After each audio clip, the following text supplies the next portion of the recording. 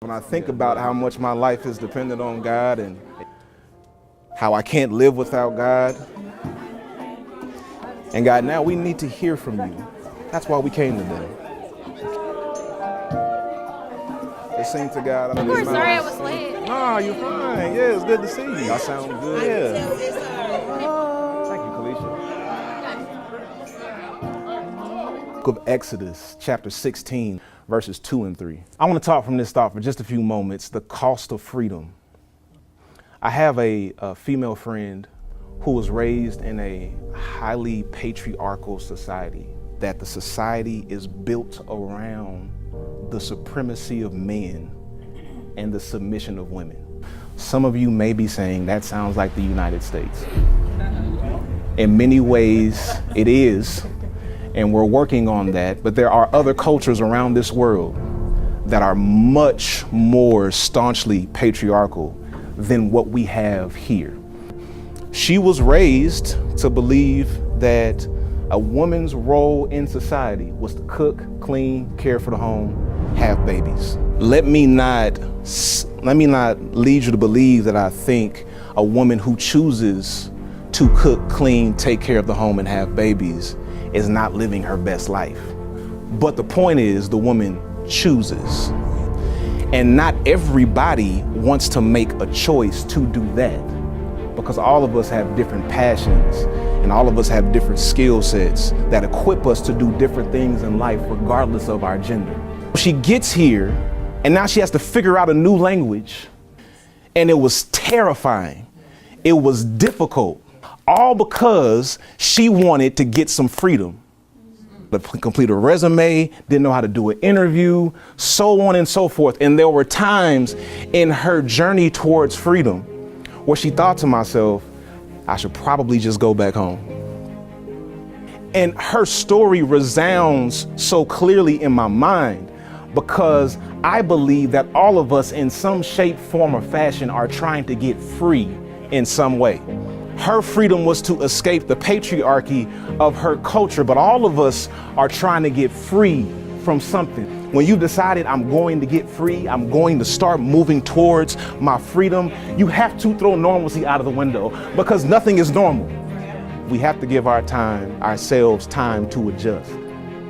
We have to give ourselves time and space to evolve and feel the emotions and feel the pain and the struggle and not beat ourselves up because we don't get it.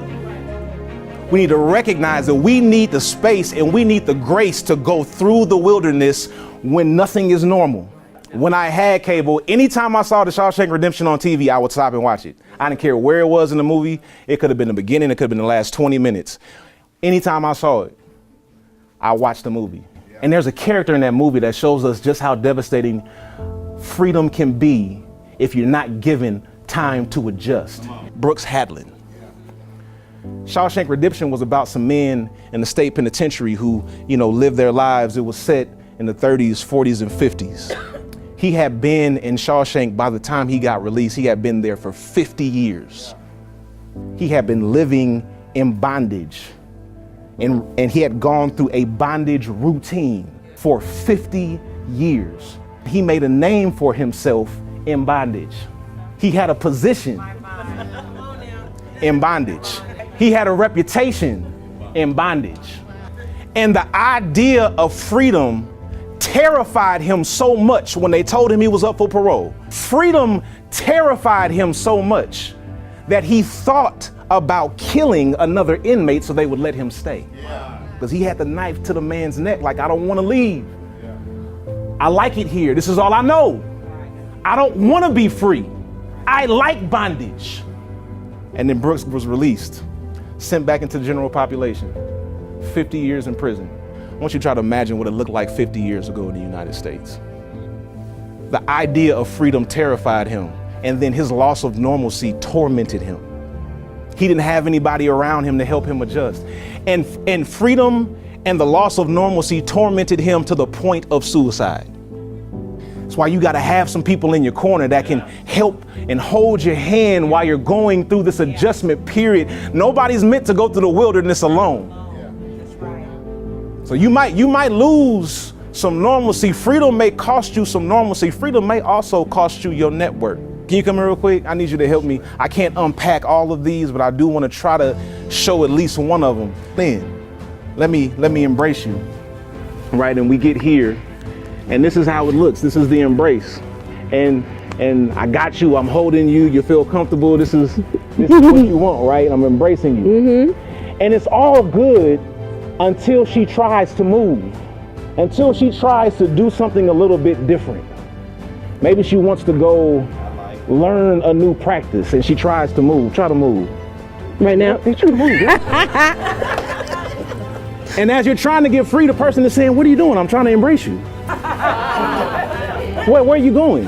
Why do you want to get free? Why do you want to learn anything different? Why do you want to talk to anybody different? Why would you want to go visit that church? Oh, freedom may cost you some nourishment. It's in the text. Your nourishment is what sustains you. That's why we call it sustenance.